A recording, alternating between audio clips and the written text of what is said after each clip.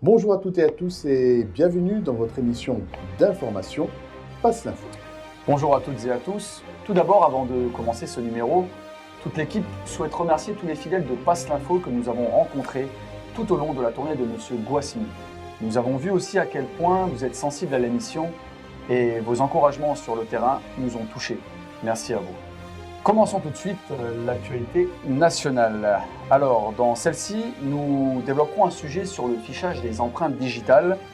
Ensuite, nous parlerons d'un présumé pédophile. Et pour finir, un peu de santé publique.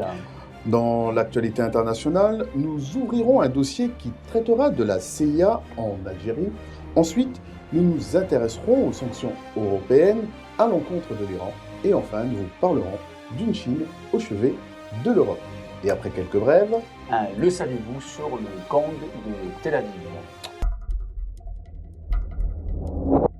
ouvrons donc ce journal avec le fichage des empreintes digitales. L'Assemblée nationale a adopté cette semaine un texte sur le fichage des empreintes digitales et des photographies numérisées. Il permettra de ficher presque la totalité de la population française. Aujourd'hui, on a quand même quelque chose d'extraordinaire qui se met en place, je dirais par le biais d'une proposition de loi, donc sans que le Conseil d'État ait donné son avis. C'est la création à terme, mais ça va commencer tout de suite, d'un fichier central pour les cartes d'identité. Un fichier que personne n'a jamais voulu en France, qui a toujours été refusé. Les seuls qui l'ont fait, ont commencé, parce que c'est très long à mettre en place à l'époque, c'est le régime de Vichy.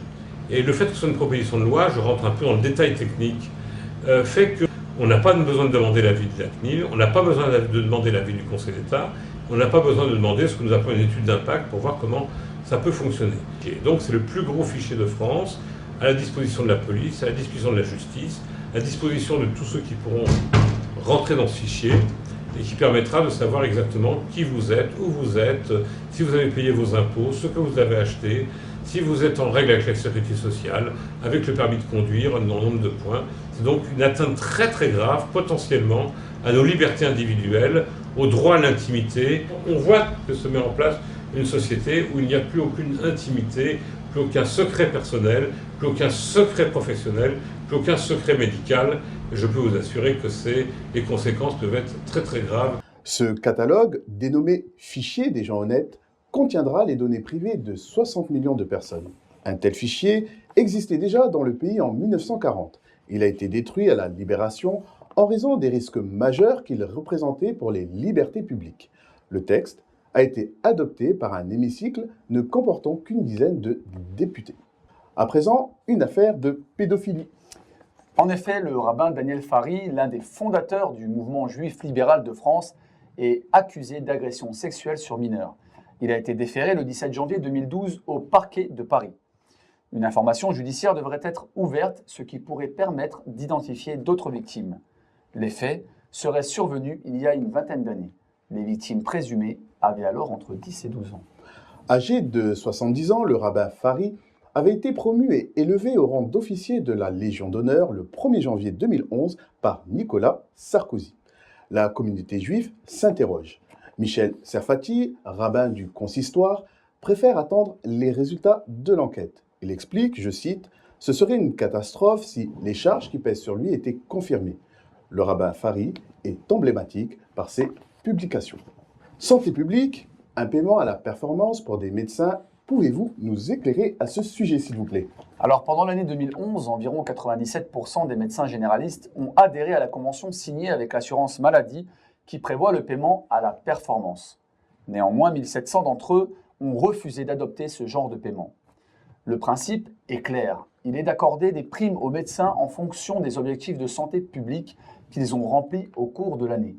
Ceux-ci portent sur la réduction des prescriptions d'antibiotiques ou d'arrêt de travail, la préférence aux médicaments génériques ou encore la réalisation de vaccins saisonniers. Et il y a des critères, je crois. Et oui, 26 critères sont à respecter, mais chaque indicateur permet d'acquérir des points qui joueront ensuite dans le calcul de la prime.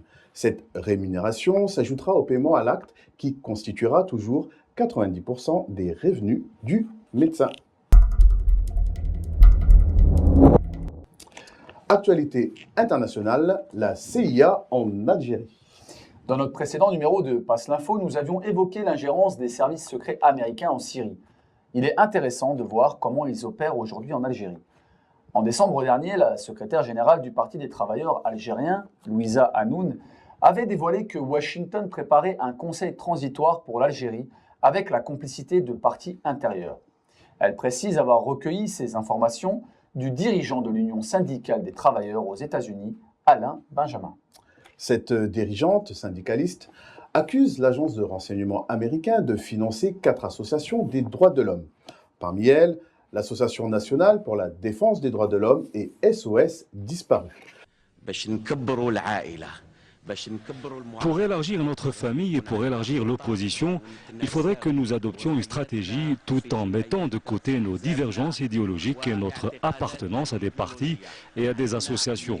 Elle demande que cessent les tentatives de financement des campagnes de candidats aux élections algériennes par des États et des organisations étrangères. Aujourd'hui, tous les pays limitrophes de la Libye sont en danger de partition, à plus ou moins long terme. Parmi ceux-ci, l'Algérie et ses immenses richesses enfouies au Sahara ne sont pas à l'abri de toutes sortes de manœuvres de déstabilisation. Maintenant, intéressons-nous aux sanctions européennes contre l'Iran. Oui, alors des experts prévoient que l'embargo occidental imposé contre le pétrole iranien ne réalisera pas les objectifs escomptés, alors que d'autres s'attendent à ce qu'il provoque une crise qui ne tardera pas à affecter les monarchies pétrolières du Golfe. L'économiste Hani Al-Khalili s'attend à ce que les sanctions poussent la République islamique à chercher des alternatives pour vendre sa production pétrolière en la proposant à des prix attractifs aux pays non européens. Monsieur Al-Khalili pense qu'il y a beaucoup de pays qui ne se ménageront pas de profiter des prix concurrentiels du pétrole iranien, en particulier la Chine et la Russie. Has already bought Iranian oil using gold instead of US dollars. And this is extremely significant because every year India actually spends 12 billion US dollars on Iranian oil. And now actually Beijing is also saying that it might want to jump on board with New Delhi and also look into some sort of agreement with Iran to continue to get oil. Le régime chinois s'est ouvertement opposé aux nouvelles sanctions contre l'Iran, annoncées par plusieurs pays occidentaux comme un moyen d'isoler l'Iran économiquement et de l'empêcher de développer ses armes nucléaires. Selon les experts, le régime chinois s'oppose à toute sanction concernant l'Iran en raison de ses intérêts et des échanges commerciaux engagés avec l'Iran, en particulier sur le pétrole. Il en découlera une déstabilisation des cours mondiaux, ce qui affectera les rentrées de devises des pays pétroliers du Golfe. L'expert s'attend aussi à une hausse progressive des cours de l'or, en raison du manque de confiance dans les monnaies que sont le dollar et l'euro. Les États vont remplacer ces devises par l'or. Allons du côté de la Chine, qui se porte au secours de l'Europe. La Chine au chevet de l'Europe, effectivement. Elle pourrait contribuer à surmonter la crise économique dans la zone européenne, a déclaré la chancelière allemande Angela Merkel lors de son discours à l'Académie chinoise des sciences sociales à Pékin. Selon la chancelière allemande, ce problème touche tous les pays européens, ainsi que l'économie globale. Le marché allemand est ouvert pour le business chinois. En contrepartie, elle demande à Pékin d'ouvrir son propre marché. Angela Merkel ne s'est pas privée de demander aussi à la Chine de faire pression sur l'Iran et son programme nucléaire. Quelques brèves, les crimes de l'OTAN en Libye. Au mois de janvier, un rapport publié par des organisations des droits de l'homme au Moyen-Orient prouve que des crimes de guerre ont été perpétrés en Libye par les forces des États-Unis, de l'OTAN et de leurs alliés pendant l'invasion de l'année dernière. Les forces américaines encore. En Libye, les États-Unis ont envoyé 12 000 soldats dans une première phase de mobilisation contre la nation nord-africaine.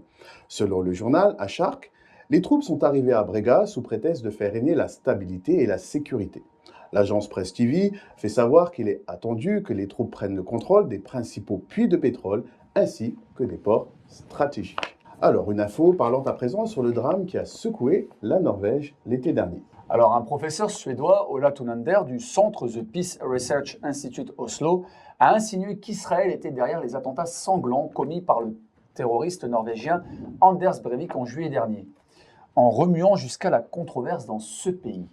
Le but étant d'infléchir la politique anti-israélienne de la Norvège. allons du côté de l'entité sioniste.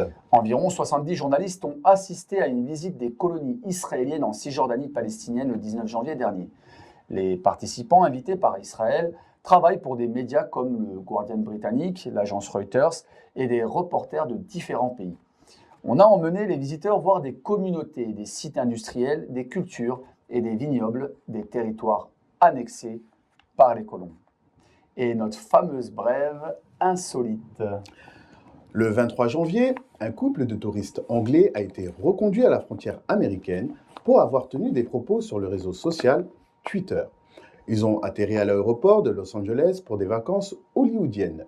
Dans les semaines précédentes, l'homme s'était amusé à tweeter qu'il était prêt à détruire l'Amérique et à déterrer Marilyn Monroe.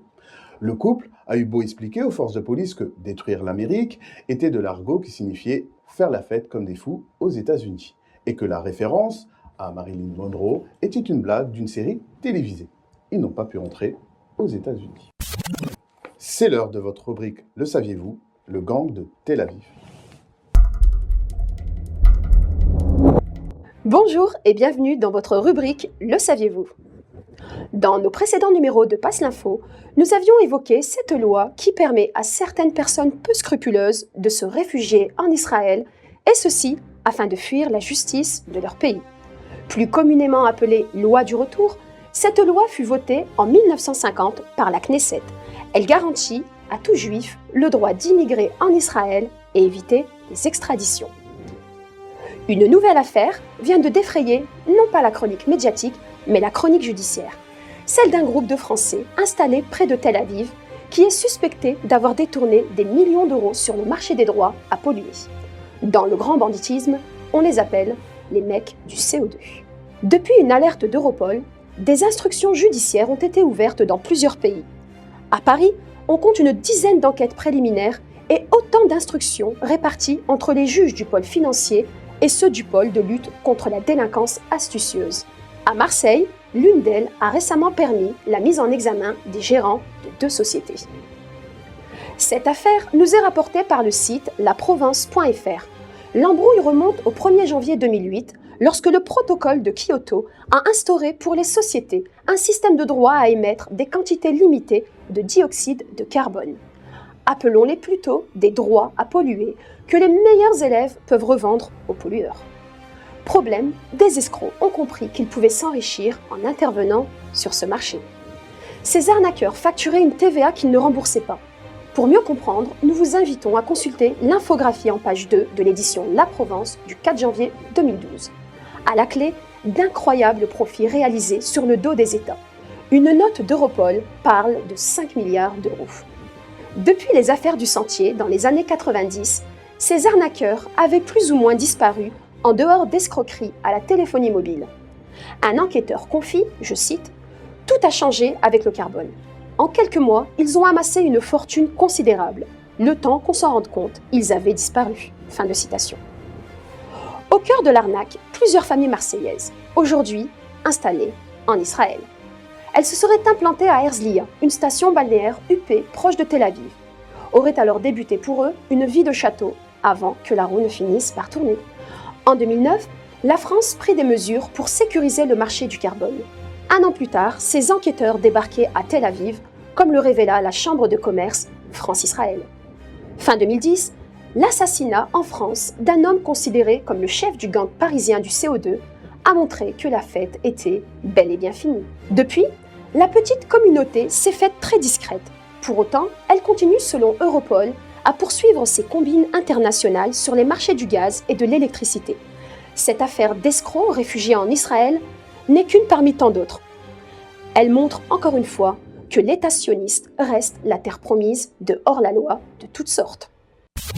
C'est la fin de cette édition. Merci de nous avoir suivis. À la semaine prochaine. Merci à vous et avant de nous quitter, nous vous informons que très prochainement nous diffuserons le reportage sur la tournée de Monsieur Guasmi. Et nous vous laissons avec votre rubrique Vox Populi. Mais avant ça, surtout n'oubliez pas, passez l'info. Oui, Nous sommes le collectif de libération animale de Montpellier et nous représentons un très grand nombre d'associations dans toute la France qui s'occupent de la défense des animaux à tous les points de vue, c'est-à-dire la défense des animaux contre la fourrure, le foie gras, le cirque, la corrida. Nous sommes naturellement pour le végétarisme, c'est-à-dire pour la fin des élevages industriels. Aujourd'hui particulièrement, il s'agit, parce que c'est Noël, de faire savoir aux gens qu'il est temps d'arrêter le gavage des oies. Et nous montrons donc beaucoup de vidéos, de photos, de distribution des tracts sur la question du gavage des oies et, parce que c'est l'hiver, sur ce qui se passe dans les élevages industriels pour la fourrure, en Chine et ailleurs, ce qui se passe également dans le piégeage des animaux pour la fourrure. C'est une atrocité abominable pour quelques instants de plaisir pour les personnes qui vont porter ces manteaux de fourrure. Merci beaucoup de nous avoir invités et passez l'info.